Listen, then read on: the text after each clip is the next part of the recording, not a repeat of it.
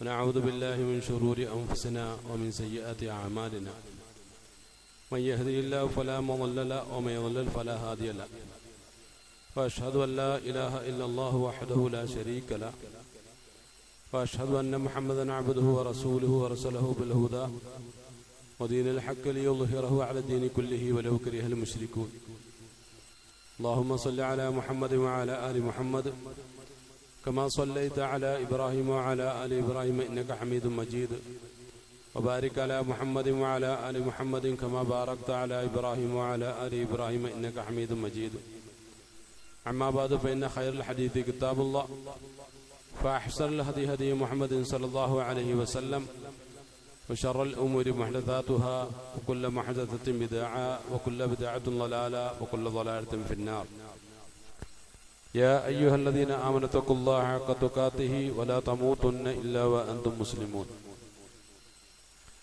أعوذ بالله من الشيطان الرجيم بسم الله الرحمن الرحيم ولا تهنوا ولا تحزنوا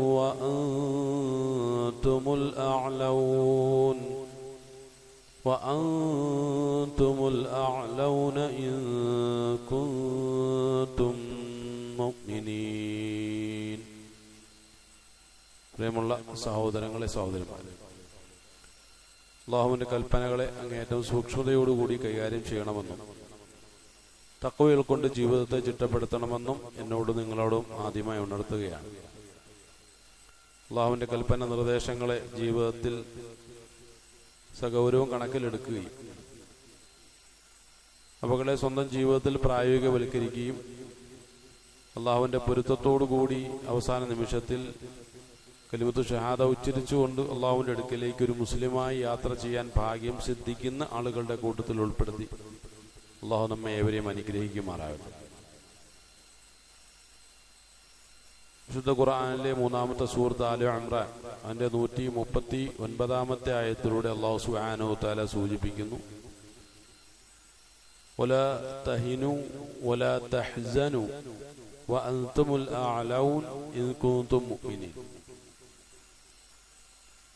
വലാ തഹിനു, നിങ്ങൾ ദൗർബല്യം കാണിക്കാൻ പാടില്ല. വലാ തഹ്സനു, നിങ്ങൾ ദുഃഖിക്കാനും പാടില്ല. വഅൻതുമുൽ അഅലൗൻ, നിങ്ങൾ ഏറ്റവും ഉന്നതരായ ആളുകളാണ്. ഇൻ കുൻതും മുഅ്മിനീൻ, നിങ്ങൾ മുഅ്മിനീങ്ങളാണ് എന്ന നിലയ്ക്ക്. വളരെ നല്ല 1-2 നിർദ്ദേശങ്ങളും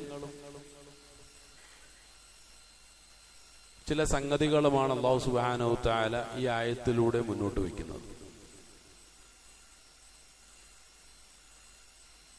ഏതൊരു നിർദ്ദേശത്തോടും തിരിച്ച് നമുക്ക് പ്രതികരിക്കാനുള്ള ഒരു അവകാശമുണ്ട് എന്നുള്ള നിലയ്ക്ക് എങ്ങനെ ദൗർബല്യം കാണിക്കാതിരിക്കും, എങ്ങനെ ദുഃഖിക്കാതിരിക്കും എന്നുള്ള സ്വാഭാവികമായ ഒരു ചോദ്യം നമ്മളിലുണ്ടാവും. അങ്ങനെയെങ്കിൽ അതിന് ശേഷമുള്ള കാര്യങ്ങളോട് നമ്മളൊന്ന് പ്രതികരിച്ചു നോക്കുക. അതിന് ഞങ്ങൾ അധസ്ഥിതരായ ജനവിഭാഗമാണല്ലോ. അള്ളാഹു പറഞ്ഞത് വഅൻതുമുൽ അഅലൗൻ.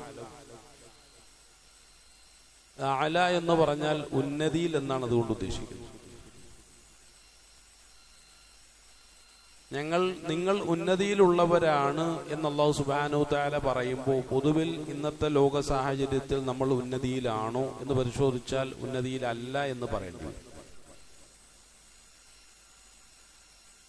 സാംസ്കാരികമായ മുസ്ലിം സമുദായത്തെ പൊതുവായ ഒരു അവസ്ഥ, ജീവിതത്തോടുള്ള അവരുടെ കാഴ്ചപ്പാടുകൾ, പ്രമാണബദ്ധമായ രൂപത്തിലുള്ള മുസ്ലിം സമുദായത്തിന്റെ പ്രായോഗികമായ ശൈലികൾ, അങ്ങനെയുള്ള കാര്യങ്ങളെയൊക്കെ മുൻനിർത്തി നോക്കിക്കഴിഞ്ഞാൽ പൊതുവിൽ അതിന്റെ അടിസ്ഥാനത്തിൽ തന്നെ ഒരുതരം പിന്നോക്കാവസ്ഥ മുസ്ലിമീങ്ങൾ അനുഭവിക്കുന്നുണ്ട്. കേരളത്തിൽ അങ്ങേയറ്റം ന്യൂനപക്ഷമായ ഒരു ജനവിഭാഗം സാംസ്കാരികമായ വിഷയങ്ങളിലും വിദ്യാഭ്യാസപരമായ വിഷയങ്ങളിലും മറ്റ് ഭൗതികമായ മേഖലകളിലും ഉന്നതിയിലാണ് എന്നുള്ള കാര്യം നമുക്കറിയാം. അത് ക്രൈസ്തവ ജനവിഭാഗമാണ്. അതെന്തുകൊണ്ടായിരിക്കും? അവരോട് പോയിട്ട് വലാ തഹിനു വലാ തഹ്സനു വഅൻതുമുൽ അലൗൻ എന്ന് പറഞ്ഞാൽ കൃത്യമാണ്, അല്ലെങ്കിൽ അത് വസ്തുനിഷ്ഠമാണ്. പക്ഷെ മുസ്ലിമീങ്ങളോട് ഇങ്ങനെ പറഞ്ഞാൽ ശരിക്കും അലൗൻ അല്ലല്ലോ, മുസ്ലിമീങ്ങൾ ഉന്നതിയിലല്ലല്ലോ, അധസ്ഥിത ജനവിഭാഗമാണല്ലോ എന്ന നിലയ്ക്ക് നമുക്കതിനോട് പ്രതികരിക്കേണ്ടി വരും. അപ്പൊ സ്വാഭാവികമായ ഒരു ചോദ്യം, ഇതിനുള്ള കാരണക്കാരാണ്? അള്ളാഹു ആണോ? അള്ളാഹു ആ അവസ്ഥയിലാക്കിയതാണോ? ഒരിക്കലുമല്ല. ഈ അടുത്ത കാലം വരെയും വിദ്യാഭ്യാസപരമായ വിഷയത്തിൽ അബദ്ധജടിലമായിട്ടുള്ള കാഴ്ചപ്പാടുകളാണ് നാം പുലർത്തി പോകുന്നത്. സ്ത്രീകൾ ഈ അടുത്ത കാലത്താണല്ലോ വിദ്യാഭ്യാസത്തിന് സ്വാതന്ത്ര്യം കൊടുത്തു തുടങ്ങിയത്. അതിനു മുമ്പ് വിദ്യാഭ്യാസത്തിനായി സ്ത്രീകൾ കോളേജിലേക്കൊക്കെ പോയി കഴിഞ്ഞാൽ അത് മാരകമായ ഒരു ദീനീ പ്രശ്നമായിരുന്നു. അങ്ങനെ നമ്മൾ പരിശോധിച്ച് നോക്കുമ്പോൾ സാമൂഹികമായ ഒരു അധസ്ഥിതിയിലേക്ക് നമ്മളെ നയിക്കുന്ന ഒരുപാട് ഘടകങ്ങൾ നമ്മോടൊപ്പം നമ്മൾ തന്നെ ഉണ്ടാക്കി വെച്ചിട്ടുണ്ടായിരുന്നു. പൊതുവിൽ മുസ്ലിമീങ്ങളെ കുറിച്ചുള്ള അഭിപ്രായങ്ങളും അത് എത്രത്തോളം വർഗീയതയുടെ അടിസ്ഥാനത്തിലാണ് എന്ന് കൃത്യമായ രൂപത്തിൽ പരിശോധിക്കുകയൂടെ ചെയ്യണം. കാരണം മുസ്ലിം സമുദായത്തിനെതിരിൽ എന്ത് മോശമായ അഭിപ്രായ പ്രകടനം നടത്തിയാലും അപ്പോൾ തന്നെ മുസ്ലിം സമുദായം, ഞാൻ അടങ്ങുന്ന ജനവിഭാഗം ചെയ്യുന്ന ഒരു ശരിയല്ലാത്ത ഒരു സമീപനമുണ്ട്. അത് വർഗീയതയുടെ പേരിൽ അവർ പറയുന്നതെന്ന് പറയും. വർഗീയതയുടെ പേരിലാണെങ്കിൽ പോലും അവർ പറയുന്നതിൽ എന്തെങ്കിലും വസ്തുതയുണ്ടോ എന്നുള്ള ഒരു അന്വേഷണം നമ്മൾ നടത്തിയാൽ അത് ഖുർആനെയും ഹദീസിനെയും മുൻനിർത്തി തന്നെ പരിശോധിച്ച് നോക്കണം. അല്ല നിലവിലുള്ള നമ്മുടെ കാഴ്ചപ്പാടല്ല, എന്റെ അഭിപ്രായമല്ല. നമ്മൾ നേരത്തെ പറഞ്ഞതുപോലെ തന്നെ നമ്മൾ തന്നെ വിധിക്കുന്ന ഒരവസ്ഥ ഉണ്ടാകാൻ പാടില്ല. ഖുർആൻ അങ്ങനെ നമ്മളോട് ചോദിച്ചല്ലോ, നിങ്ങൾ തന്നെയാണോ വിധിച്ചുകൊണ്ടിരിക്കുന്നത്? അങ്ങനെയെങ്കിൽ നിങ്ങൾ ആ വിധിക്കുന്ന കിതാബ് ഒന്ന് കൊണ്ടുവരാവോ, ഞാനൊന്ന് കാണട്ടെ. അള്ളാഹ് പറയാം. ഒരു പരിഹാസ രൂപേണയാണ് അള്ളാഹു സുബ്ഹാനഹു തആല അത്തരം നമ്മുടെ ബുദ്ധിയോട് സംവദിച്ചുകൊണ്ടിരിക്കുന്നത്. സൂറത്തുൽ ഖലമിലാണ് അള്ളാഹു സുബ്ഹാനഹു തആല ആ രൂപത്തിൽ നമ്മോട് പ്രതികരിച്ചിട്ടുള്ളത്. ഇതെല്ലാ കാലവും ഇത് സംഭവിച്ചിട്ടുണ്ടെന്ന് അർത്ഥം. പഴയകാല മുസ്ലിം സമുദായം എന്നറിയപ്പെടുന്ന, അല്ലെങ്കിൽ മുസ്ലിം ഇസ്ലാമിനോട് താല്പര്യം കാണിക്കാത്ത പരമ്പരാഗതമായ മതമാണ് ശരിയായ മതം എന്നൊക്കെ പറഞ്ഞു വാദിച്ചുകൊണ്ട് വന്നിരുന്ന ഒരു സമുദായത്തോടോ കാഴ്ചപ്പാടിനോടോ ഒക്കെയാണ് അള്ളാഹു സുബ്ഹാനഹു തആല ഈ രൂപത്തിൽ പ്രതികരിക്കുന്നത്. നിങ്ങൾ തന്നെയാണോ വിധിക്കുന്നത്? അങ്ങനെയെങ്കിൽ ആ വിധിക്കുന്ന ആ ഗ്രന്ഥം ഉണ്ടാവുമല്ലോ, അതൊന്ന് കൊണ്ടുവരാമോ, ഒന്ന് കാണട്ടെ എന്ന്. പ്രിയമുള്ളവരെ, നമ്മൾ വിധിക്കുന്നത് ഖുർആനും ഹദീസും മുൻനിർത്തിയിട്ടാണെങ്കിൽ നമുക്കെതിരിലുള്ള പല ആരോപണങ്ങളും അത് അള്ളാഹ് തന്നെ പറഞ്ഞിട്ടുള്ളതാണ്. ഇപ്പൊ ഇടയ്ക്കിടയ്ക്ക് അള്ളാഹു നിങ്ങൾ ഫാസിഖാണ് ഫാസിഖാണ് ഫാസിഖാണെന്ന് പറയുന്നത്. ഈ ഫാസിഖിന്റെ അർത്ഥം എന്താണ്? തെമ്മാടി എന്നാണ്. അപ്പൊ നമുക്കെതിരെ ആരെങ്കിലും തെമ്മാടിത്തം ആരോപിച്ചാൽ എത്രത്തോളം അതിൽ വസ്തുതയുണ്ട് എന്നുള്ള കാര്യം നമ്മളൊന്ന് മനസ്സിലാക്കുക. ഞാൻ കുറ്റപ്പെടുത്താൻ വേണ്ടി പറയല്ല. 2 ദിവസം മുമ്പ് ഇവിടുത്തെ രാത്രികാല അമലും കഴിഞ്ഞ് പുറത്തേക്ക് ഇറങ്ങുകയാണ്. ഒരു 2 മണിയായിട്ടുണ്ടാവും. ആ സമയത്ത് നമ്മുടെ റോഡിൽ ഒരു 5-6 കുട്ടികൾ ബൈക്കിൽ വന്നിട്ട് വലിയ ബഹളമാണ്. നമ്മുടെ റോഡിൽ കിടന്ന് വലിയ ബഹളമാണ്. അവരാരാണെന്നൊന്നും എനിക്കറിയില്ല. അതുകൊണ്ടാണ് ഞാൻ ഇങ്ങനെ സൂചിപ്പിക്കാനുള്ള കാരണം. ഇത് നമ്മളുടെ ഈ ചെറിയ റോഡിൽ നമുക്ക് ഈ രൂപത്തിൽ കാണാൻ കഴിയുമെങ്കിൽ തറാവിയ നമസ്കാരം പള്ളിയിൽ നടക്കുമ്പോൾ നമ്മൾ പുറത്ത് നടക്കുന്ന കോലാഹലം ഒന്ന് പോയി പരിശോധിച്ച് നോക്കിയാൽ മതി. ഈരാറ്റുപേട്ടയ്ക്ക് അല്ല, നമ്മളെ തന്നെ ന്യായീകരിക്കുന്നുകൊണ്ട് സൂചിപ്പിച്ചതാണ്. ഒരു തെറ്റ് ചെയ്തിട്ട് നമ്മെ തന്നെ നമ്മൾ ന്യായീകരിച്ചു കൊണ്ടിരുന്നാൽ പിന്നെ ആ സമുദായം തകർച്ചയിലേക്ക് പോകുമെന്ന വിഷയത്തിൽ യാതൊരു സംശയമില്ല. അത് അല്ലാഹു ഖുർആനിൽ പല ഭാഗങ്ങളിൽ അടിക്കടി ആവർത്തിച്ചുകൊണ്ടിരിക്കുന്ന കാര്യമാണ്. ഞാനൊരു തെറ്റ് ചെയ്തു, അപ്പൊ അതിനെക്കുറിച്ച് വിലയിരുത്തുമ്പോ ഞാനൊരു തെറ്റ് ചെയ്തു പോയി കേട്ടോ എന്ന് പറയുന്നത് അത്ര വലിയ മാരകമായ പ്രശ്നമാണോ? ഒന്നുമല്ല. അതൊരു നല്ല കാര്യമായിട്ടാണ് ഖുർആൻ പറഞ്ഞത്. പക്ഷെ ആ ഒരു നല്ല കാര്യത്തിലേക്ക് എന്റെ മനസ്സെത്തിപ്പെടണമെങ്കിൽ ഞാൻ ഒരുപാട് ത്യാഗം ചെയ്യേണ്ടി വരും. ഞാനൊരു തെറ്റ് ചെയ്തു, ഒരാൾ വന്നിട്ട് പറഞ്ഞു നിങ്ങൾ തെറ്റ് ചെയ്തിട്ടുണ്ട്, ഉടനെ ഞാനിതിനെ ന്യായീകരിക്കാൻ തുടങ്ങും. ഞാൻ അങ്ങനെ ചെയ്യാനുള്ള കാരണം അതാണ് ഇതാണെന്നൊക്കെ പറഞ്ഞിട്ട് അള്ളാഹു എന്നോടൊന്നേ ചോദിക്കാനുള്ളൂ, എന്റെ കൽപ്പനയ്ക്ക് അനുകൂലമാണോ നീ ചെയ്തത്, പ്രതികൂലമാണോ? അതിനുള്ള ഉത്തരം എന്താ? അള്ളാഹുവിന് അതേ ചോദിക്കാനുള്ളൂ. എന്നിട്ടും ഞാൻ ന്യായീകരിക്കുന്നുവെങ്കിൽ പിന്നെ മാറിപ്പോവുക. പിന്നെ ഇസ്ലാം എന്ന വിശാലമായ ഒരു മേഖലയിൽ എനിക്ക് സ്ഥാനമില്ല എന്നാണ്. കാരണം അല്ലാഹു സുബ്ഹാനഹു വ തആല എന്നോട് കൽപ്പിച്ചത്, ഞാൻ അടങ്ങുന്ന മുഅ്മിനീങ്ങളോട്, ഞാൻ ഒരു മുഅ്മിനാണെങ്കിൽ, യാ അയ്യുഹല്ലദീന ആമനു ഉദ്ഖുലു ഫിസ്സിൽമി കാഫ, നീ ഒരു മുസ്ലിം ആണെങ്കിൽ, മുഅ്മിനാണെങ്കിൽ 100% നിന്റെ ജീവിതത്തെ എനിക്ക് വേണ്ടി സമർപ്പിച്ചേ പറ്റൂ. ഇതാണ് മുസ്ലിം എന്ന താല്പര്യത്തിന്റെ പ്രായോഗികമായ ഒരു തലമെന്നുള്ളത്. ഞാൻ മുസ്ലിമാണെന്ന് എനിക്ക് അഭിപ്രായമുണ്ടോ?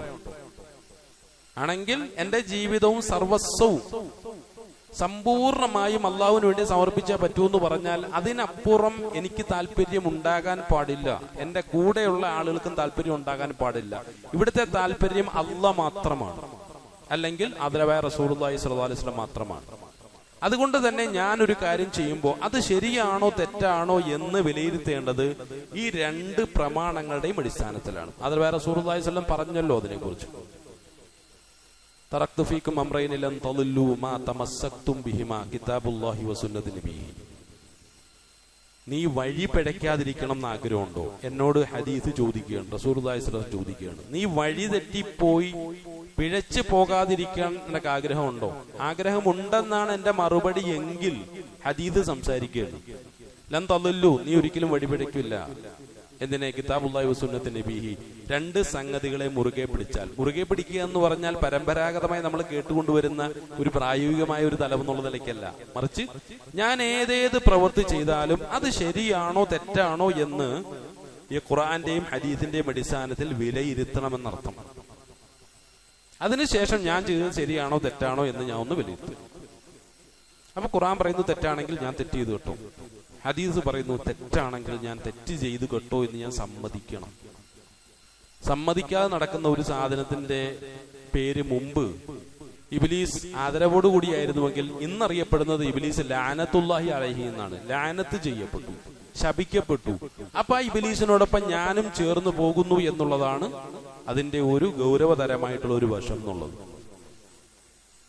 അതുകൊണ്ട് വലാ തഹിനു വലാ തഹ്സനു എന്ന് ഖുർആൻ പറയുമ്പോൾ ഞാൻ എങ്ങനെ ദൗർബല്യം കാണിക്കാതിരിക്കും, ഞാൻ എങ്ങനെ ദുഃഖിക്കാതിരിക്കും എന്ന് ചോദിച്ചാൽ, ദൗർബല്യം കാണിക്കാനും ദുഃഖിക്കാനും മാത്രം നിന്റെ ജീവിതത്തിൽ നീ എന്തെങ്കിലുമൊക്കെ കാട്ടിക്കൂട്ടിയിട്ടുണ്ടെങ്കിൽ ഇനിയും അതിൽ തന്നെ തുടർന്നു പോകണമെന്ന് അർത്ഥമില്ല.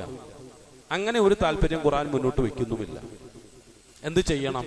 ഒരു വീണ്ടും വിചാരമാണ്. ഞാൻ എന്റെ ജീവിതത്തിൽ ദുഃഖിക്കാതിരിക്കാനും ദൗർബല്യം കാണിക്കാതിരിക്കാനും എന്ത് ചെയ്യണമെന്ന് ഖുർആനോട് ചോദിക്കുക. ഖുർആൻ പറഞ്ഞു, അങ്ങനെയെങ്കിൽ വഅൻതുമുൽ അഅലൗൻ, നീ ഉന്നതനായി മാറണം. ഇൻ കുന്തും മുഅ്മിനീൻ, ഏതവസ്ഥയിലാണ്? നീ ഒരു മുഅ്മിൻ എന്നുള്ള നിലയ്ക്ക്. അപ്പൊ അതൊരു പ്രതീക്ഷയാണ്. എന്നെ കൊണ്ട് സാധിക്കുമോ? ഖുർആനാ പറഞ്ഞത് 100% സാധിക്കും. അപ്പോൾ ആ നിലയ്ക്ക് നമ്മളൊന്ന് പരിശോധിച്ച് നോക്കുമ്പോൾ നമ്മുടെ ജീവിതത്തിലെ മുഴുവൻ കാര്യങ്ങളെ നമ്മൾ എന്ത് ചെയ്യണം? കൃത്യമായ രൂപത്തിൽ ഒന്ന് വിലയിരുത്തി നോക്കണം. പിന്നെ മനുഷ്യ ജീവിതത്തിന്റെ യാഥാർത്ഥ്യം അല്ലാഹു സുബ്ഹാനഹു വ തആല സൂറത്തുൽ ബലദിന്റെ 4-ാമത്തെ ആയത്തിലൂടെ വ്യക്തമാക്കി. അതാണ് മനുഷ്യ ജീവിതം. ഇതൊക്കെ ചില യാഥാർത്ഥ്യങ്ങളാണ്. ഖുർആൻ അത് വ്യക്തമാക്കുകയാണ്. അഊദു ബില്ലാഹി മിനശ് ശൈത്വാനിർ റജീം. ലഖദ് ഖലഖനൽ ഇൻസാന ഫീ കബദ്. മനുഷ്യനെ നാം സൃഷ്ടിച്ചിട്ടുള്ളത്, അതായത് ഏത് ഒരു തലങ്ങളിലൂടെയാണോ അവൻ ജീവിക്കേണ്ടത് ആ ഒരു സാഹചര്യം നാം സൃഷ്ടിച്ചിട്ടുള്ളത് ഫീ കബദ്. അത്ര എളുപ്പമുള്ള ഒരു വഴിയല്ല. കുറച്ചൊക്കെ ക്ലേശങ്ങൾ സഹിക്കേണ്ട, ബുദ്ധിമുട്ടുകൾ സഹിക്കേണ്ട ഒരു സാഹചര്യത്തിലൂടെയാണ്. എന്ന് പറഞ്ഞാൽ എന്നും ബുദ്ധിമുട്ടാണെന്നല്ല, എന്നും ബുദ്ധിമുട്ടാണെന്നല്ല. പ്രത്യക്ഷമായ രൂപത്തിൽ കുറച്ചൊക്കെ പ്രയാസങ്ങളൊക്കെ അനുഭവിക്കേണ്ട പ്രത്യേകമായ പ്രതികൂല സാഹചര്യത്തിലൂടെയൊക്കെ അവനെ ഞാൻ കൊണ്ടുപോകും. അപ്പൊ ആ സന്ദർഭങ്ങളെയൊക്കെ തിരിച്ചറിഞ്ഞുകൊണ്ട് ഇതോടുകൂടി എന്റെ ജീവിതം നശിച്ചു, അല്ലെങ്കിൽ എല്ലാം കഴിഞ്ഞു, ഞാൻ കഴിവില്ലാത്തവനാണ്, ഞാൻ ഒന്നിനും കൊള്ളാത്തവരെന്നാണ് എന്നുള്ള നിലയ്ക്ക് പൈശാചികമായ ഉൾപ്രേരണയാലുള്ള ഇത്തരം മോശമായ ചിന്തകളിലേക്ക് കടന്നു വരാതെ, ഇപ്പൊ നമ്മുടെ ജീവിതത്തിൽ എന്തെങ്കിലുമൊക്കെ അബദ്ധങ്ങൾ, ഇടങ്ങേറുകൾ, ബുദ്ധിമുട്ടുകളൊക്കെ കടന്നു വരും. അല്ലാഹു സുബ്ഹാനഹു വ തആല പറഞ്ഞ എന്താണ്? ലഖദ് ഖലഖനൽ ഇൻസാന ഫീ കബദ് എന്നാ പറഞ്ഞു. ഉറപ്പായിട്ടും ബുദ്ധിമുട്ടുണ്ടാവും, പ്രയാസം ഉണ്ടാവും. ചിലപ്പോൾ നമ്മളുടെ സ്വന്തം കൈകളുടെ പ്രവർത്തന ഫലമായിട്ടായിരിക്കാം, അല്ലെങ്കിൽ അള്ളാഹുവിന്റെ ഭാഗത്തു നിന്ന് വരുന്ന പരീക്ഷണമായിരിക്കാം. അവിടെ രണ്ട് നിലപാടാണ് സ്വീകരിക്കേണ്ടത്. ഒന്നിനെ നമുക്ക് ബലാ എന്ന് പറയാം, മറ്റുള്ളതിനെ നമുക്ക് അദാബ് എന്ന് പറയാം. എന്താണ് ബലാ? അള്ളാഹു പറഞ്ഞതുപോലെ തന്നെ ഞാൻ ജീവിച്ചുകൊണ്ടിരിക്കുകയാണ്, അതിനിടയിൽ എനിക്കൊരു ഇടങ്ങേറ് വന്നു. എന്റെ കച്ചവട മേഖലയിൽ ഒരു തകർച്ച ഉണ്ടായി. ഞാൻ പലിശയുമായി ബന്ധപ്പെട്ടിട്ടില്ല, ഞാൻ ആരെയും പറ്റിച്ചിട്ടുമില്ല, വഞ്ചിച്ചിട്ടുമില്ല. അള്ളാഹു പറഞ്ഞതുപോലെ കച്ചവടത്തിന്റെ 6 നിയമങ്ങൾ പാലിച്ചുകൊണ്ടാണ് ഞാൻ എന്റെ കച്ചവടം നടത്തിക്കൊണ്ടിരിക്കുന്നത്. പക്ഷെ എന്നിട്ടും ഒരു ഇടങ്ങേർ എന്റെ ജീവിതത്തിലേക്ക് വന്നു. അവിടെ അള്ളാഹും റസൂലും ഓടി വരും നമ്മുടെ അടുക്കിലേക്ക്. എന്നിട്ട് പറയും, ടെൻഷൻ വേണ്ട കേട്ടോ, പരിതപിക്കേണ്ടതില്ല, പ്രയാസം വേണ്ട, നിങ്ങൾ ദുഃഖിക്കേണ്ട, ദുർബലനാകണ്ട, ഒന്നും ആകണ്ട. കാരണം ഇത് നിങ്ങളുടെ കച്ചവടത്തെ കുറച്ചുകൂടി മെച്ചപ്പെടുത്തുന്നതിന് വേണ്ടി, നമ്മുടെ ആധുനികമായ ഒരു ഭാഷയിൽ പറഞ്ഞാൽ, നിങ്ങൾ ഇപ്പോൾ ഒരു ട്രെയിനിങ് പീരീഡിലാണ്. നിങ്ങളുടെ ഈ ഒരു അനുഭവത്തെ മുൻനിർത്തിക്കൊണ്ട് നന്നായിട്ട് നിങ്ങളൊന്ന് പരിശോധിച്ചു നോക്കുക, എന്തുകൊണ്ടായിരിക്കും ഇങ്ങനെ ഒരു പ്രശ്നം ഉണ്ടാകാനുള്ള കാരണം. അപ്പൊ കുറച്ചുകൂടി മെച്ചപ്പെട്ട ഒരു പ്രകടനം എന്റെ ഭാഗത്ത് നിന്ന് ആവശ്യമാണ്. അതിനെക്കുറിച്ച് ഞാൻ പഠിച്ച് കുറച്ചുകൂടി ഒന്ന് മെച്ചപ്പെടുത്തുമ്പോഴത്തേക്കും ആ ബലാ മാറുകയും അവസാനം ഞാൻ പറയും, അത് വന്ന നന്നായി. കാരണം എന്താണെന്ന്, ആ ഒരു പ്രശ്നം ഉണ്ടായത് കൊണ്ടാണല്ലോ എനിക്ക് കുറച്ചുകൂടി നന്നാക്കാൻ പറ്റിയത്. ഇങ്ങനെയുള്ള ധാരാളം അനുഭവങ്ങൾ ഒരുപക്ഷെ നമ്മുടെ ജീവിതവുമായി പലപ്പോഴെങ്കിലും ബന്ധപ്പെട്ടിട്ടുണ്ടാവും.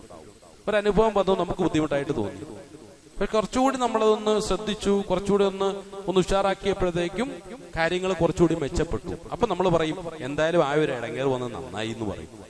ഇതാണ് ബലാഇന്റെ പ്രത്യേകത. അദാബ് എന്ന് പറഞ്ഞാലോ, അത് നമ്മളുടെ ഭാഗത്ത് എന്റെ കയ്യിലിരിപ്പ് കൊണ്ട് സംഭവിച്ചു പോയ ഒരു ഇടങ്ങേറാണ്. അപ്പൊ എന്ത് ചെയ്യണം? ഞാൻ എന്നും പരിതപിച്ച് സങ്കടപ്പെട്ട് അങ്ങനെ കരഞ്ഞ് ജീവിക്കണം നല്ല. അള്ളാഹ് പറഞ്ഞു, നീ തിരിച്ചു വാ, നിന്റെ പാപങ്ങൾ പൊറുക്കാൻ ഞാനിവിടെ ഉണ്ടല്ലോ. നല്ല മഗ്ഫിറത്തും അതുപോലെ തന്നെ കാരുണ്യവും ഒക്കെ ആയിട്ട് ഞാൻ ഇങ്ങനെ കാത്തിരിക്കുക, നീ ഇങ്ങോട്ട് വാ, നിന്റെ പ്രശ്നങ്ങളൊക്കെ ഞാൻ പരിഹരിച്ചു. പക്ഷെ ഇനി സൂക്ഷിക്കണം, ഇത് സംഭവിക്കരുത്. കാരണം നിന്റെ ഭാഗത്ത് നിന്ന് ഇത് സംഭവിക്കാനുള്ള കാരണം നിന്റെ ആജന്മ ശത്രുവായ പിശാചിന്റെ ഇടപെടൽ ഒന്നുകൊണ്ട് മാത്രമാണ്. അവനുമായിട്ടുള്ള ബന്ധം ഒന്ന് സൂക്ഷിച്ചോണം, അത് നിന്നെ നശിപ്പിക്കത്തേ ഉള്ളൂ, നിന്നെ പരാജയത്തിലേക്ക് കൊണ്ടുപോകും. അതുകൊണ്ട് അവരുമായിട്ടുള്ള ബന്ധം ഒന്ന് സൂക്ഷിച്ചോണം, നീ തിരിച്ചു വാ. എന്ത് രസമുണ്ട്, ഇതാണ് ഖുർആൻ.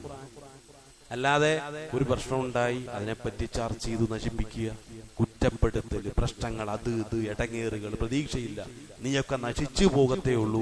ഈ രൂപത്തിലുള്ള പൈശാചികമായ പദപ്രയോഗങ്ങൾ ഇത് കുടുംബജീവിതത്തിലായിരുന്നാലും കൊള്ളാം, വൈവാഹിക ബന്ധങ്ങളിലായിരുന്നാലും കൊള്ളാം, സാമൂഹിക ജീവിതത്തിലായിരുന്നാലും കൊള്ളാം. ഒരു കാരണവശാലും അങ്ങനെയൊന്നും സംസാരിക്കാനുള്ള ഒരു അനുമതി പോലും അല്ലാഹു സുബ്ഹാനഹു വ തആല വിശുദ്ധ ഖുർആനിൽ എവിടെയും നൽകുന്നില്ല. അതിനുള്ള ഒരിടം തലയും കുത്തിയും മറിഞ്ഞ് നമ്മൾ പരിശോധിച്ച് നോക്കിയാലും ഹദീസിൽ 1% പോലും നമുക്ക് കാണുക സാധ്യമല്ല. അതൊക്കെ നമ്മളായിട്ട് ഉണ്ടാക്കിയെടുത്തതാണ്. എന്റെ സ്വഭാവം മോശമായതുകൊണ്ടും എന്റെ ചിന്തകൾ മോശമായതുകൊണ്ടും എന്നിൽ രൂപപ്പെട്ട മോശമായ ഒരു കാഴ്ചപ്പാടാണ്. അതിനെ തുടർന്ന് ഞാൻ സംസാരിക്കുന്നു മാത്രം. അപ്പോൾ ഞാൻ എന്ത് ചെയ്യണം? മാറണം, മാറിയേ പറ്റൂ. പ്രതിസന്ധികൾ ഉണ്ടാകുന്നുണ്ടോ, പ്രയാസങ്ങൾ ഉണ്ടാകുന്നുണ്ടോ? അല്ലാഹു സുബ്ഹാനഹു വ തആല അതോടുകൂടി എല്ലാം അവസാനിച്ചു എന്ന് എവിടെയും പറഞ്ഞിട്ടില്ല. ബഹുമാന്യരായ 2 പ്രവാചകന്മാർ ഇത്തരം ചില കാഴ്ചപ്പാടുകളുമായി ഖുർആനിലൂടെ കടന്നു വരികയാണ്. എന്തിനു വേണ്ടി? അത് അവരുടെ കാലത്തല്ലേ എന്നുള്ളതല്ല, അത് അവരുടെ കാലത്ത് സംഭവിച്ചതാണെങ്കിൽ പോലും ഇതെനിക്ക് പാഠമാകാൻ വേണ്ടിയിട്ടാണ്. ആദരവായ ഇബ്രാഹിം നബി അലൈഹി സ്വലാം കടന്നു വരികയാണ്. അദ്ദേഹത്തിന്റെ ജീവിതത്തിൽ ഒരു സംഭവം ഉണ്ടായി. ഒരു നിലയ്ക്കും അംഗീകരിക്കാൻ പറ്റാത്ത, ഭൗതികമായ തലത്തിൽ അംഗീകരിക്കാൻ പറ്റാത്ത ഒരു വിഷയവുമായിട്ട് മലായിക്കത്ത് ഇബ്രാഹിം നബി അലൈഹി സ്വലാമയെ സമീപിച്ചു. എന്താ പറഞ്ഞത്? നല്ല പ്രായമുണ്ട്, അതുവരെ സ്വന്തം പത്നിയായ സാറ ബീവിക്ക് ഒരു കുഞ്ഞുണ്ടായിട്ടില്ല. കുഞ്ഞുണ്ടാകാത്തത് കൊണ്ട് തന്നെയാണ് ഈജിപ്തിൽ നിന്നും ഒരു ദാസിയായി സാറ ബീവിക്ക് കിട്ടിയ ഹാജറ ബീവിയെ കല്യാണം കഴിക്കാനും അങ്ങനെ ഒരു ജീവിതം നയിക്കാനും സാറാ ബീവി തന്നെ ഇബ്രാഹിം നബി അലൈഹി സ്വലാമി നിർബന്ധിച്ചതും അങ്ങനെ ഹാജറ ബീവിയെ കല്യാണം കഴിച്ചതും അതിൽ പ്രതീക്ഷിച്ചതുപോലെ തന്നെ ഒരു കുഞ്ഞായ ഇസ്മായിൽ നബി അലൈഹി സ്വലാം ഉണ്ടായിരുന്നു. എന്നാൽ ഇവിടെ സാറാ ബീവിയുടെ കാര്യത്തിൽ ഇതുവരെയും തീരുമാനമായിട്ടില്ല. തീരുമാനമാക്കാൻ വേണ്ടി വന്നിരിക്കുകയാണ്. എപ്പോഴാണെന്നറിയോ? നല്ല പ്രായമുണ്ട്, നല്ല പ്രായമുണ്ട്. ആ സമയത്ത് വന്നിട്ട് മലായിക്കത്തുകൾ കൊണ്ട് പറയുകയാണ്, ഞങ്ങൾ കുറച്ച് കാര്യങ്ങൾക്ക് വേണ്ടി വന്നതാണ്, ലൂത്ത് നബി അലൈഹി സ്വലാം നാട്ടിലേക്ക് വന്നതാ. വരുന്ന വഴിയിൽ നിങ്ങളെയും കൂടി കണ്ടിട്ട് ചില കാര്യങ്ങൾ ബോധ്യപ്പെടുത്തണമെന്ന് അല്ലാഹു സുബ്ഹാനഹു വ തആല ആവശ്യപ്പെട്ടു. എന്താണ് എന്നെ ബോധ്യപ്പെടുത്തേണ്ട കാര്യം? ഖാലു അവർ പറഞ്ഞു ബുഷ്റാക്ക താങ്കൾക്കൊരു സന്തോഷ വാർത്തയുണ്ട് ബിൽ ഹഖി സത്യമായും എന്ന് പറഞ്ഞുകൊണ്ട് എന്ത് ചെയ്തു, താങ്കളുടെ ഭാര്യയായ വന്ധ്യ എന്ന് ഇതുവരെ വിലയിരുത്തപ്പെട്ട ആ ഒരു സ്ത്രീയിൽ ഇതാ ഒരു കുഞ്ഞുണ്ടാകാൻ പോകുന്നു. ഇബ്രാഹിം നബി അലൈഹി സ്വലാം തികച്ചും ഭൗതികമായ സ്വഭാവങ്ങളൊക്കെ പ്രകടിപ്പിക്കുന്ന വ്യക്തിയാണ്, അല്ലാതെ ആത്മീയമായ പരിവേഷത്തിൽ മാത്രം കഴിഞ്ഞുകൂടുന്ന അങ്ങനെയൊന്നുമില്ല. നമ്മൾ ഭൗതിക ലോകത്തല്ലേ ജീവിക്കുന്നത്. അപ്പൊ ഇടയ്ക്കിടെ ഭൗതികമായ ചില രീതികളൊക്കെ പ്രകടിപ്പിക്കും. അതൊന്നും അല്ലാഹു നിഷേധിച്ചിട്ടൊന്നുമില്ല. അപ്പൊ ഇബ്രാഹിം നബി അലൈഹി സ്വലാം പെട്ടെന്ന് പറഞ്ഞു, ഇതെന്തൊരു വാർത്തയാണ്, ഞാൻ എങ്ങനെ ഇത് ഉൾക്കൊള്ളും? ഇത് യുക്തിഭദ്രമല്ലല്ലോ. കുറച്ച് യുക്തി ചിന്ത കൂടുതലുള്ള ഒരാളാണ് ഇബ്രാഹിം നബി അലൈഹി സ്വലാം. പലപ്പോഴും ഖുർആനിൽ അങ്ങനെയാണ് നമുക്ക് അദ്ദേഹത്തെ മനസ്സിലാക്കാൻ കഴിയുന്നത്. അപ്പൊ ഇതെന്റെ യുക്തിയോട് അങ്ങോട്ട് യോജിക്കുന്നില്ല. അപ്പൊ തന്നെ മലായികത്തുകൾ പറഞ്ഞു, ഫലാ തഖും മിനൽ ഖാനിതീൻ, നിങ്ങൾ ഇങ്ങനെ നിരാശരുടെ കൂട്ടത്തിൽ അകപ്പെടാൻ പാടില്ല കേട്ടോ, നിങ്ങളുടെ ഒരു പ്രവാചകനല്ലേ. ഇബ്രാഹിം നബി അലൈഹി തിരിച്ചു ചോദിക്കുകയാണ്, എന്താണ് നിരാശയോ? എനിക്കോ? ആരാ നിങ്ങളോടത് പറഞ്ഞത്? ഞാൻ ഒരു കാര്യം പറയാമെന്ന് പറഞ്ഞിട്ട് ഇബ്രാഹിം നബി അലൈഹി സ്വലാം തിരിച്ച് പ്രതികരിക്കുന്നത് അത് നമുക്ക് സൂറത്തുൽ ഹിജ്റിന്റെ 56-ാമത്തെ ആയത്തിലൂടെ നമുക്ക് മനസ്സിലാക്കാൻ കഴിയും. ഖാല, ഇബ്രാഹിം നബി അലൈഹി സ്വലാം പറയുന്നു, വമൻ യഖ്നതു മിർ റഹ്മത്തി റബ്ബിഹി ഇല്ലല്ലാല്ലൂൻ, ഒരിക്കലും ഞാൻ നിരാശപ്പെട്ടിട്ട് പറഞ്ഞതല്ല, എങ്കിൽ ഞാൻ ഒരു കാര്യം വസ്തുനിഷ്ഠമായിട്ട് പ്രഖ്യാപിക്കുകയാണ്. വമൻ യഖ്നതു, ആരെങ്കിലും നിരാശപ്പെട്ടാൽ മിർ റഹ്മത്തി റബ്ബിഹി, അവന്റെ റബ്ബിന്റെ റഹ്മത്തിന്റെ വിഷയത്തിൽ ആരെങ്കിലും നിരാശപ്പെട്ടാൽ ഇല്ലല്ലാലൂൻ, അവൻ വഴി പിഴച്ചവൻ തന്നെയാണ്. അപ്പൊ നിരാശപ്പെട്ടാൽ നമ്മൾ വഴി പിഴച്ചു പോയി എന്നർത്ഥം. ആ പിഴവ് എവിടെയാ സംഭവിക്കുക? അള്ളാഹുവിന്റെ വഴിയിൽ നിന്നും പ്രതീക്ഷകളുടെയും കാരുണ്യത്തിന്റെയും അള്ളാഹുവുമായി ബന്ധപ്പെട്ട നല്ല വഴികളിൽ നിന്നും പ്രതീക്ഷയില്ലായ്മയുടെ പൈശാചിക വഴിയിലേക്ക് നമ്മൾ തിരിയുകയാണ്. അതാണ് വലാലത്തിന്റെ വഴി എന്ന് ഇബ്രാഹിം നബി അലൈഹി സ്വലാം പ്രത്യേകം പറഞ്ഞത്. ഇപ്പൊ പ്രതിസന്ധി ഉണ്ടാവും, പ്രയാസങ്ങൾ ഉണ്ടാവും. ആ സമയത്ത് എന്ത് ചെയ്യണം? അള്ളാഹുവിനെ നമ്മൾ ചേർത്ത് വെക്കുക. മുമ്പ് പറഞ്ഞ തലത്തിൽ നിന്ന് കാര്യങ്ങളെ വിലയിരുത്തുക. ഇതിന് ഈ ഒരു പ്രശ്നത്തിന് കാരണം ഞാനാണോ, എന്റെ തെറ്റായ പ്രവൃത്തിയാണോ, തെറ്റായ കാഴ്ചപ്പാടാണോ, ബിസിനസ്സിൽ ഒരു തകർച്ചയുണ്ടായി, പരിശോധിച്ചു നോക്കേണ്ടത് പലിശയുമായി ഞാൻ ബന്ധപ്പെടുന്നുണ്ടോ. പലിശയുടെ അംശമുണ്ടെങ്കിൽ ഇത് അള്ളാഹ് പറഞ്ഞ പരാജയമാണ്. പലിശയുമായി ബന്ധപ്പെട്ട് കഴിഞ്ഞാൽ എന്റെ ബർക്കത്തും എല്ലാം എടുത്തു മാറ്റുമെന്ന് അള്ളാഹു സുബ്ഹാനഹു വ തആല പറഞ്ഞുപോയ വിഷയത്തിൽ ഇനി അള്ളാഹു എന്നെ സഹായിച്ചില്ലെങ്കിലും കുഴപ്പമില്ല, എന്റെ കച്ചവടം വിജയിച്ചേ പറ്റൂ എന്നുള്ള താല്പര്യത്തിൽ നിന്നാണ് പലിശയുമായി ആളുകൾ ബന്ധപ്പെടാനുള്ള കാരണം. അതിന്റെ മനഃശാസ്ത്രം അതാണ്. അള്ളാഹ് എന്നെ സഹായിച്ചില്ലെങ്കിലും കുഴപ്പമില്ല, എനിക്ക് സ്വന്തം കുറച്ച് കഴിവുകളൊക്കെ ഉണ്ട്. പിന്നെ പലിശ എന്നുള്ളത് അള്ളാഹു വിരോധിച്ചെങ്കിലും അതിലൂടെ ഒന്ന് വിജയിക്കാൻ പറ്റുമെന്ന് ഞാനൊന്ന് നോക്കട്ടെ. 5 വഖത്ത് നമസ്കാരം ഉണ്ടാവും, നോമ്പും ഉണ്ടാവും, 6 നോമ്പും പിടിക്കും, സുന്നത്ത് നോമ്പുകളും പിടിക്കും. പക്ഷേ കച്ചവടവുമായി ബന്ധപ്പെട്ട സാമ്പത്തിക മേഖലയിൽ മാത്രം അവൻ കാഫിറാണ്. അങ്ങനെ ഉണ്ടാവുള്ളൂ. അല്ലാതെ ഒരു മുഅ്മിൻ എന്നും തന്നെ മുഅ്മിനായിരിക്കണം നിർബന്ധമൊന്നുമില്ല. ഓരോരോ മേഖലകളെല്ലാം തുമ്മ ആമനു തുമ്മ കഫറു തുമ്മ ആമനു എന്നൊക്കെ ഖുർആൻ പറഞ്ഞത് ഒരു ശൈലിയാണത്. കച്ചവട മേഖലയിൽ കാഫിറാണ്, കൊടുക്കൽ വാങ്ങലുകളുടെ മേഖലയിൽ കാഫിറാണ്. ഇപ്പൊ സക്കാത്ത് കൊടുക്കാത്ത ഒരുത്തനെ സംബന്ധിച്ചിടത്തോളം സൂറത്തുൽ ഫുസ്സിലത്തിലൂടെ അല്ലാഹു സുബ്ഹാനഹു വ തആല പറഞ്ഞു, അഊദു ബില്ലാഹി മിനശ് ശൈത്വാനിർ റജീം, വല്ലദീന ലാ യുഅ്തൂന സക്കാത്ത വഹും ബിൽ ആഖിറതി ഹും കാഫിറൂൻ. എത്രയോ നമസ്കാരക്കാരായ ആളുകളുണ്ട്, എത്രയോ മുഅ്മിനീങ്ങളെന്ന് സ്വയം അവകാശപ്പെടുന്ന ആളുകളുണ്ട്. അവരെ കുറിച്ച് അല്ലാഹ് പറഞ്ഞത് ആഖിറത്തിന്റെ വിഷയത്തിൽ ഇവൻ കാഫിറാണ്. ആഖിറത്തിന്റെ വിഷയത്തിൽ മുഅ്മിനായിരുന്നുവെങ്കിൽ സക്കാത്ത് കൊടുക്കാതിരിക്കാൻ ഇവനെ കൊണ്ട് കഴിയുകയേ ഇല്ല എന്നുള്ളതാണ്. ആഖിറത്തിന്റെ വിഷയത്തിൽ ഇവൻ കാഫിറായതുകൊണ്ടാണ് സക്കാത്ത് കൊടുക്കാത്തത്. കൂടുതൽ ചർച്ച വേണ്ടെന്ന് ഖുർആൻ പറയും.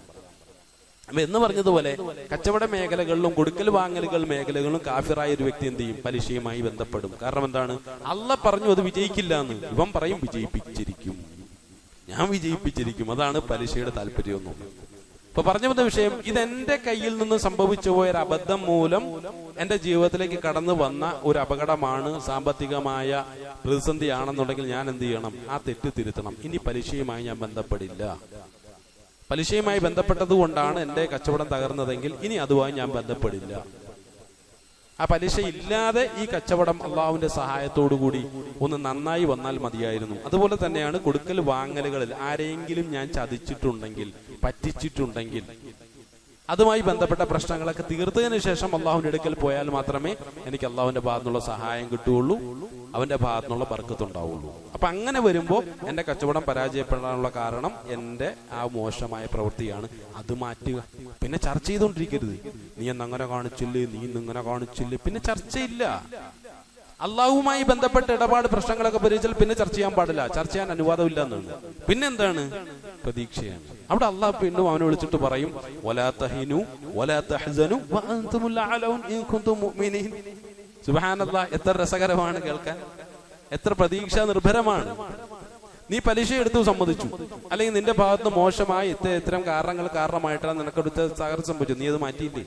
മാറ്റി. പലിശയിൽ നിന്ന് ഒഴിവായില്ലേ? ഒഴിവായി. എന്തിനാ വേണ്ടിയിട്ടാണ്? പടച്ചവനെ, നിന്നിലുള്ള ഈമാൻ കാരണമായിട്ടാണ്. ആണല്ലോ. എങ്കിൽ നീ ആരാണെന്ന് പറഞ്ഞു തരട്ടെ. വലാ തഹ്സനു, നീ ദൗർബല്യം കാണിക്കാൻ പാടില്ലാത്തവനാണ്. വലാ തഹ്സനു, നീ ദുഃഖം നിനക്ക് നീ ഹറാമാണ്. വഅൻതുമുൽ അഅലൗൻ, നീ ഇപ്പൊ ഉന്നതനാണ്. കാരണം എന്താണ്? ഇൻ കുൻതും മുഅ്മിനീൻ. ഈമാൻ കാരണമായിട്ടല്ലേ ആ ഒരു തെറ്റ് നിന്റെ ജീവിതം നീ മാറ്റിയത്. എങ്കിൽ ഇനി നിനക്കുള്ളതാണ് ലോകം. നാളത്തെ സൂര്യോദയം നിനക്ക് വേണ്ടിയിട്ടായിരിക്കും. അത്രമാത്രം ഒരു പ്രതീക്ഷയാണ്. സാധാരണ നമുക്കിടയിൽ ഒരു പ്രശ്നം എന്താണെന്ന് ചോദിച്ചു കഴിഞ്ഞാൽ, ഒരു തെറ്റ് ചെയ്താൽ വീണ്ടും ആ തെറ്റിനെ ആവർത്തിച്ചുകൊണ്ടിരിക്കും. കുട്ടികൾ തെറ്റ് ചെയ്യുന്നു, അവരുമായി ധാരണ ഉണ്ടാക്കുക, ഈ തെറ്റ് ചെയ്യാൻ പാടില്ല, ഇനി എന്നെ പ്രശ്നങ്ങളുണ്ട്. അപ്പൊ കുട്ടികൾ ഇനി ഞങ്ങൾ ചെയ്യില്ല എന്ന് പറഞ്ഞാൽ പിന്നെ അന്ന് നീ ചെയ്തതെന്നുള്ള ഒരു സംസാരിക്കാൻ പാടില്ല എന്നാണ്. അത് പൈശാചിക വൃത്തിയായിട്ടാണ് ഖുർആൻ പരിചയപ്പെടുന്നത്. അതുകൊണ്ട് പ്രിയമുള്ളവരെ, ഖുർആന്റെ ഏറ്റവും പ്രതീക്ഷയുള്ള നല്ല വാക്കുകളെ മുൻനിർത്തിക്കൊണ്ട് നമുക്ക് നമ്മുടെ ജീവിതത്തെ മുന്നോട്ട് നയിക്കാം. അതിനുള്ള നല്ല തൗഫീഖ് നൽകി അല്ലാഹു സുബ്ഹാനഹു വ തആല നമ്മളെല്ലാവരും അനുഗ്രഹിക്കുമാറാകട്ടെ.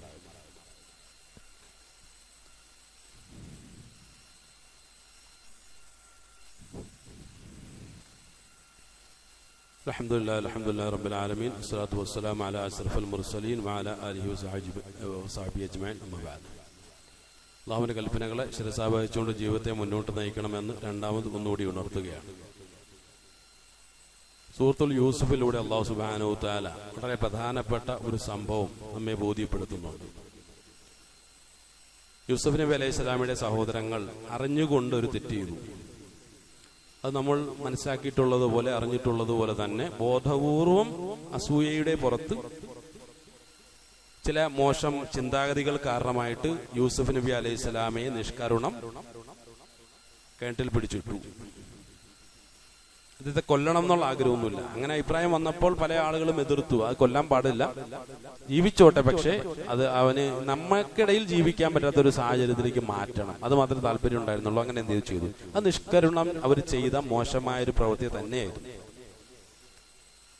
അതിനുശേഷം വീണ്ടും അവര് പോലും അറിയാതെ അവരുടെ ഭാഗത്തൊരു പരീക്ഷണം കടന്നു വന്നു. അല്ലെ, അവരുടെ സംഭവ ഭാഗത്ത് യാക്കൂബ് നബി അലൈഹി സ്വലാമിക്ക് കൊടുത്തൊരു വാക്ക് അവർക്ക് വീണ്ടും ലംഘിക്കേണ്ടി വരികയാണ്. എന്താണ്?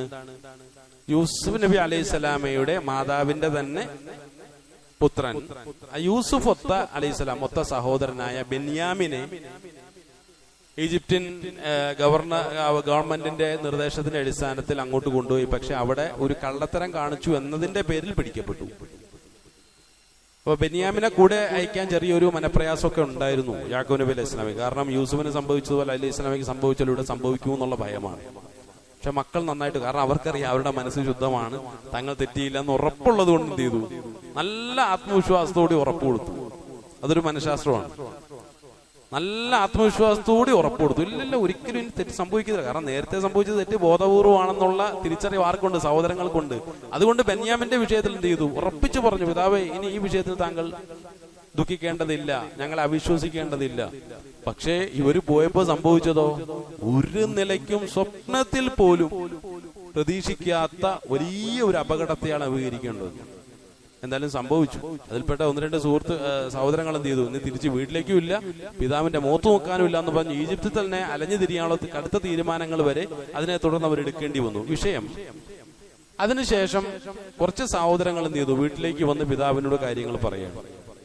അവരുടെ മാനസികാവസ്ഥ നമ്മളൊന്ന് ആലോചിച്ച് നോക്കുക. തിരിച്ചു വന്ന് പറയുകയാണ്. അപ്പൊ പിതാവ് ഇത് വിശ്വസിക്കില്ല എന്നുള്ളവരെ 100% ഉറപ്പാണ്. എന്തായാലും യാക്കൂബ് നബി അലൈഹി സ്വലാം ആണല്ലോ, നല്ല പിതൃത്വത്തിന്, രക്ഷാകർത്തൃത്വത്തിന് നല്ലൊരു മാതൃകയാണ് വിശുദ്ധ ഖുർആനിൽ. അദ്ദേഹം എന്ത് ചെയ്തു? സ്വബറൻ ജമീല എന്ന് വെച്ചാൽ ജമീലായിട്ടുള്ള ഒരു സ്വബറിലേക്ക് അദ്ദേഹം മാറി എന്ന് ഖുർആൻ പറയും. അതാണ് എന്തിനും നല്ലത്. അതിനുശേഷം യാക്കൂബ് നബി അലൈഹി സ്വലാം മക്കളോട് പറയുകയാണ്, നിങ്ങളൊരു കാര്യം ചെയ്യും, എന്തായാലും ഇങ്ങനെ ഒരു സംഭവം ഉണ്ടായിപ്പോയി, നിങ്ങൾ പറഞ്ഞ് ശരിയാണെങ്കിലും തെറ്റാണെങ്കിലും നിങ്ങൾ തിരിച്ച് ഈജിപ്തിലേക്ക് തന്നെ പോകണം. ഈജിപ്തിലേക്ക് പോയിട്ട് ആ മോനെ കുറിച്ചൊന്ന് അന്വേഷിച്ചിട്ട് വാ, എന്താണ് അവന്റെ വിവരം, എന്താണ് അവസ്ഥ, നമുക്ക് തിരിച്ചു കൊണ്ടുവരാൻ എന്തെങ്കിലും മാർഗമുണ്ടോ, പരിഹാരം വല്ലതും ഉണ്ടോ എന്നുള്ള കാര്യം ഒന്നും അന്വേഷിച്ചിട്ട് വാ. പിടിക്കപ്പെട്ടു എന്നുള്ള രൂപത്തിലാണല്ലോ നിങ്ങൾ വന്നിട്ടുള്ളത്, ഒന്ന് പോയിട്ട് വരാൻ പറഞ്ഞു. അപ്പൊ ഈ പോയിട്ട് വരാൻ പറയുന്ന സമയത്ത് യാക്കൂബ് നബി അലൈഹി സ്വലാം പറയുന്ന ഒരു പ്രയോഗമാണ് ഖുർആൻ അതേപടി അവതരിപ്പിച്ചത്. അതാണ് നമുക്കുള്ള പാഠം. യാ ബനി യദ്ഹബു ഫതഹസ്സസു മിൻ യൂസുഫ വഅഖീഹി. യൂസുഫ് നബി അലൈഹി സ്വലാമി അല്ലെ അവന്റെ സഹോദരനെ കുറിച്ച് നിങ്ങൾ അന്വേഷിക്കുക. ഇതൊരു പൊതുവായ ഒരു കാര്യമാണ്, അത് ചരിത്രവുമായി ബന്ധപ്പെട്ട കാര്യമാണ്, അതിനുശേഷം പറഞ്ഞ കാര്യമാണ്. വലാ തയഅസു മിർ റൗഹില്ലാഹ് ഇന്നഹു ലാ യയഅസു മിർ റൗഹില്ലാഹി ഇല്ലൽ ഖൗമുൽ കാഫിറൂൻ. ഫലാ തയഅസു മിർ റൗഹില്ലാഹ്, നിങ്ങൾ ഒരു കാരണവശാലും അല്ലാഹുവിന്റെ പ്രതീക്ഷയുടെ വിഷയത്തിൽ നിങ്ങൾ ഒരു കാരണവശാലും എന്ത് ചെയ്യാൻ പാടില്ല, നിരാശപ്പെടാൻ പാടില്ല. റൗഹ് എന്നുള്ളത് ഓരോ മനുഷ്യരിലേക്കും അല്ലാഹു സുബ്ഹാനഹു വ തആല നൽകുന്ന ആശ്വാസമാണ്. അതിനെ മുൻനിർത്തിക്കൊണ്ട് സഹായം തേടിക്കൊണ്ട് നിങ്ങൾ മുന്നോട്ട് പോവുക. ഒരു കാരണവശാലും അള്ളാഹുവിന്റെ റൗഹ് അഥവാ ആശ്വാസത്തിന്റെ വിഷയത്തിൽ നിങ്ങൾ നിരാശപ്പെടരുത്. കാരണം എന്താണെന്ന് ചോദിച്ചു കഴിഞ്ഞാൽ, നേരത്തെ പറഞ്ഞതുപോലെ തന്നെ ആ റൗഹിൽ നിന്നും ഒരുവൻ നിരാശപ്പെട്ടാൽ, കാരണം പരമാവധി നിരാശപ്പെടുത്താൻ വേണ്ടി ആ വീട്ടിൽ നിന്നും യാത്ര തുടങ്ങുമ്പോൾ തന്നെ ഇബ്ലീസ് അവരുടെ സന്തത സഹചാരിയായിട്ട് മാറും. ഇത് നമ്മുടെ ജീവിതമൊക്കെ ആയിട്ട് ബന്ധപ്പെടുന്ന ഒരു വിഷയമാണ്. ഒരു നന്മയിലേക്ക് നമ്മൾ തിരിഞ്ഞാൽ, ഒരു തെറ്റ് സംഭവിച്ചു പോയി ശരിയാണ്, പക്ഷെ ഇപ്പോൾ ഇവർ ഇറങ്ങി പുറപ്പെടുന്നത് വലിയൊരു നന്മയ്ക്ക് വേണ്ടിയിട്ടാണ്, ഈ പിതാവിന് ആശ്വാസം ഉണ്ടാക്കാൻ വേണ്ടിയിട്ടാണ് എന്ന് പറഞ്ഞതുപോലെ നമ്മുടെ ജീവിതത്തിലെ കച്ചവട മേഖലയിലായിരുന്നാലും, കുടുംബജീവിതത്തിലായിരുന്നാലും, മക്കളുടെ വിഷയത്തിലായിരുന്നാലും, മറ്റുള്ള ഇടപാടുകളിലായിരുന്നാലും കഴിഞ്ഞ കാലത്ത് കുറെ അബദ്ധങ്ങൾ സംഭവിച്ചു പോയി. പക്ഷെ ഇപ്പൊ ഞാൻ ഒരു തീരുമാനം എടുത്തു, ഇൻഷാ അല്ലാഹ് ഇനി മുതൽ ഇത്തരം അബദ്ധങ്ങൾ എന്റെ ജീവിതത്തിൽ സംഭവിക്കാൻ പാടില്ല എന്നാണ്. അപ്പോ ആ പിതാവിന്റെ അടുക്കൽ നിന്നും ആ 10 മക്കളും ഈജിപ്തിലേക്ക് പോകുന്ന അതേ അവസ്ഥയിലാണ് ഇപ്പൊ നമ്മളുള്ളത്. അപ്പൊ നമ്മളോടുകൂടിയാണ് യാക്കൂബ് നബി അലൈഹി സ്വലാമിയുടെ വാക്കുകളിലൂടെ അല്ലാഹു സുബ്ഹാനഹു വ തആല സംസാരിക്കുന്നത്. വലാ തയഅസു മിർ റൗഹില്ലാഹ്. നല്ല തീരുമാനം എടുത്തല്ലോ, വളരെ നല്ല കാര്യമാണ്. പക്ഷെ ഒറ്റ കാര്യം മുൻകൂട്ടി ഒന്ന് പറഞ്ഞു വെച്ചേക്കാം, ഇനി ഇപ്പൊ അള്ളാഹുവിന്റെ റൗഹായിരിക്കും, റൗഹിന്റെ ജീവിതമായിരിക്കും, വഴിത്താരയായിരിക്കും വിശാലമായ രൂപത്തിൽ നിങ്ങളുടെ മുന്നിൽ തെളിഞ്ഞു കിടക്കുന്നത്, വിശാലമായി കിടക്കുന്നത്. ഒരു കാരണവശാലും ആ റൗഹിന്റെ വഴികളിൽ നിന്ന് നിങ്ങൾ തെറ്റാൻ പാടില്ല, നിരാശപ്പെടാൻ പാടില്ല, സധൈര്യം മുന്നോട്ട് പോയിക്കോളൂ.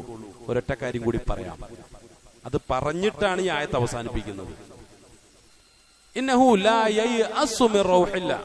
ഇത്ര സഗൗരവം പറയാനുള്ള കാരണം എന്താണെന്ന് അറിയുമോ? അല്ലാഹ് പറയുന്നു, ഇത്ര ഗൗരവത്തോടു കൂടി ഇത് പറയാനുള്ള കാരണം വലാ തയഅസു മിർ റൗഹില്ലാഹ്, അല്ലാഹുവിന്റെ റൗഹിൽ നിന്ന് നിങ്ങൾ നിരാശപ്പെടാൻ പാടില്ല എന്ന് പറയാനുള്ള കാരണം ഇതാണ്. ലാ യയഅസു മിർ റൗഹില്ലാഹ്. ആരെങ്കിലും റൗഹിൽ നിന്ന് നിരാശപ്പെട്ടാൽ പിന്നെ അവന്റെ വഴി ഏതാണെന്നറിയോ? ഒരിക്കലും ഈ റൗഹിന്റെ വഴികളിലൂടെ അല്ല അവൻ പോവുക. ഇല്ലൽ ഖൗമുൽ കാഫിർ, കുഫ്രിയത്തിന്റെ വഴിയിലേക്കാണ് അവൻ തിരിയുക. അപ്പൊ റൗഹിന് എതിരെന്താണെന്ന് ചോദിച്ചാൽ അത് കുഫ്രിയത്ത് തന്നെയാണ്. ഇപ്പൊ നമ്മുടെയൊക്കെ ജീവിതത്തിൽ ഏതെങ്കിലും സന്ദർഭങ്ങളിൽ റൗഹിനെതിരായിട്ടുള്ള ചിന്തകൾ രൂപപ്പെടുന്നുണ്ടോ? പ്രതീക്ഷ നശിക്കുകയാണ്, പ്രതീക്ഷയില്ല. കാര്യങ്ങളെല്ലാം നടത്തുന്നവൻ അല്ലാഹുവാണ്, സമ്പത്ത് തരുന്നവൻ അല്ലാഹുവാണ്, സമ്പത്തിനുള്ള അനുകൂലമായ സാഹചര്യങ്ങൾ എന്റെ ജീവിതത്തിൽ സൃഷ്ടിക്കുന്ന അല്ലാഹയാണ്. അസുഖത്തെ മാറ്റുന്ന ഷാഫി അല്ലാഹുവാണ്, ഷിഫ അവനിൽ നിന്ന് മാത്രമേ വരുള്ളൂ. ലോകത്തുള്ള മുഴുവൻ ഡോക്ടർമാരും തീരുമാനിച്ചാൽ നടക്കില്ല. എത്രയോ ഡോക്ടർമാർ കൈമലർത്തുന്നു, ഞങ്ങളെ കൊണ്ട് ചെയ്യാൻ പറ്റുന്ന മാക്സിമം ചെയ്തു. ഇനി നിങ്ങൾ ദൈവത്തിലേക്ക് തിരിയുക. ഡോക്ടർമാര് തന്നെ നമ്മളെ ഈമാൻ പഠിപ്പിക്കുന്നുണ്ടല്ലോ എത്രയോ സന്ദർഭങ്ങൾ.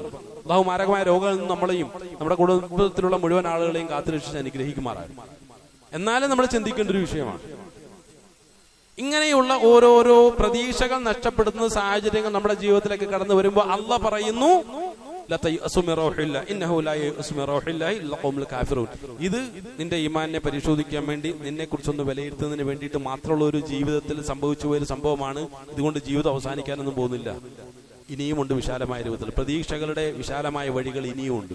ആ പ്രതീക്ഷകളുടെ വഴി, ആശ്വാസത്തിന്റെ വഴി, അതിനെയാണ് റൗഹ് എന്ന് പറയുന്നത്. റൗഹിന്റെ വഴികൾ വിശാലമാണ്. പക്ഷെ ഒരു കാരണവശാലും ആ ഒരു ഇടങ്ങേറ് നിന്റെ ജീവിതത്തിൽ സംഭവിച്ചു എന്നുള്ള ഒരൊറ്റ കാരണത്താൽ കുഫ്രിയത്തിന്റെ വഴിയിലേക്ക് നീന്തി നമ്മളെ തിരിയാൻ പാടില്ല എന്നാണ്. അതേത് വിഷയത്തിലും ആയിക്കോട്ടെ. അപ്പൊ ഈ രൂപത്തിൽ വലിയ ആശ്വാസത്തിന്റെ, വലിയ പ്രതീക്ഷയുടെ നല്ല സന്ദേശങ്ങളാണ് ഖുർആൻ നമുക്ക് പകർന്നു നൽകിക്കൊണ്ടേയിരിക്കുന്നത്. അങ്ങനെ പ്രതീക്ഷ നഷ്ടപ്പെട്ട ഒരു കാഫിറിനെ പോലെ ഒരു നിലയ്ക്കും ജീവിതത്തിൽ നമ്മൾ ആകാൻ പാടില്ല. ആ വിഷയത്തിൽ സൂറത്ത് ആലു ഇംറാനിൽ പറഞ്ഞതുപോലെ തന്നെ വലാ തഹിനു, ഇനി നമ്മൾ ആയത്തൊന്ന് മനസ്സിലാക്കാം. വലാ തഹീനു, നിങ്ങൾ ദൗർബല്യം കാണിക്കരുത്. കാണിച്ചാലുള്ള കുഴപ്പം അറിയാമല്ലോ. ഒന്ന് ഇബ്രാഹിം നബി അലൈഹി സ്വലാം പറഞ്ഞു ളലാലത്തിലേക്ക് പോകും, യാക്കൂബ് നബി അലൈഹി സ്വലാം പറഞ്ഞു കാഫിറായി പോകും. അപ്പൊ ഇത് രണ്ടും ആകാൻ ആഗ്രഹമുണ്ടോ? ഇല്ല. അങ്ങനെയെങ്കിൽ വലാ തഹീനു, ദൗർബല്യം കാണിക്കരുത്. വലാ തഹ്സനു, ദുഃഖിക്കരുത്. ദുഃഖിച്ചങ്ങനെ കഴിഞ്ഞു കൂട്ടരുത്. അങ്ങനെ മാനസികമായിട്ട് തകർന്നു പോകാൻ പാടില്ല.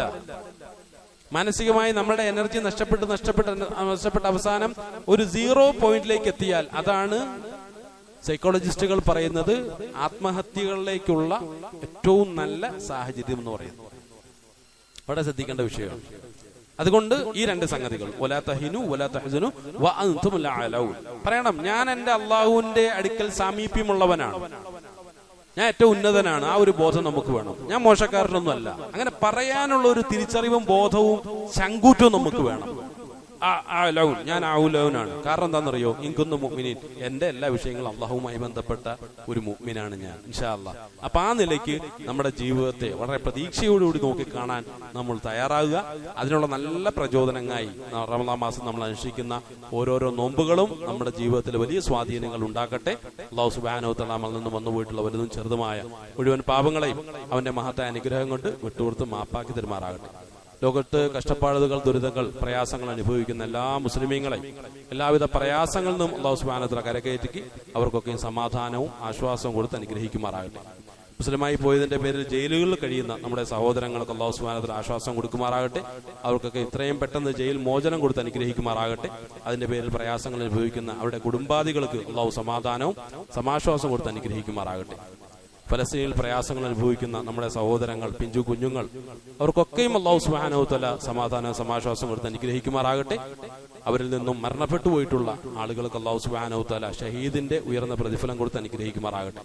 പെട്ടെന്നുള്ള മരണങ്ങളിൽ നിന്നും മാരകമായ രോഗങ്ങളിൽ നിന്നും എല്ലാവിധ ബലാ മുസീബത്തുകളിൽ നിന്നും അല്ലാഹു നമ്മളെയും നമ്മുടെ കുടുംബത്തിലുള്ള നാട്ടിലുള്ള മുഴുവൻ ആളുകളെയും കാത്തുരക്ഷിച്ച് അനുഗ്രഹിക്കുമാറാകട്ടെ.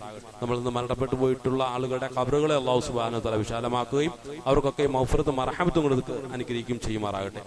ലോക മുസ്ലിമീങ്ങൾ അല്ലാഹു സുബ്ഹാനഹു വ തആല അനുഗ്രഹിക്കുമാറാകട്ടെ. നഷ്ടപ്പെട്ട ഇസ്സത്തിന്റെ ഖുർആന്റെയും ഹദീസിന്റെയും തിരിച്ചറിവിന്റെ വഴിയിലൂടെ തിരിച്ചു പിടിക്കാനുള്ള തൗഫീഖും താഖത്തും കൊടുത്ത് മുസ്ലിം ലോകത്തെ അല്ലാഹു സുബ്ഹാനഹു വ തആല അനുഗ്രഹിക്കുമാറാകട്ടെ. അല്ലാഹുമ്മ ഗ്ഫിർ ലിൽ മുഅ്മിനീന വൽ മുഅ്മിനാത്ത് വൽ മുസ്ലിമീന വൽ മുസ്ലിമാത്ത് അൽ അഹ്യാഇ മിൻഹും വൽ അംവാത്. റബ്ബനാ ആതിനാ ഫിദ് ദുനിയ ഹസന വഫിൽ ആഖിറതി ഹസനത വഖിനാ അദാബന്നാർ. ആമീൻ ബിറഹ്മതിക യാ അർഹമർ റഹീമീൻ.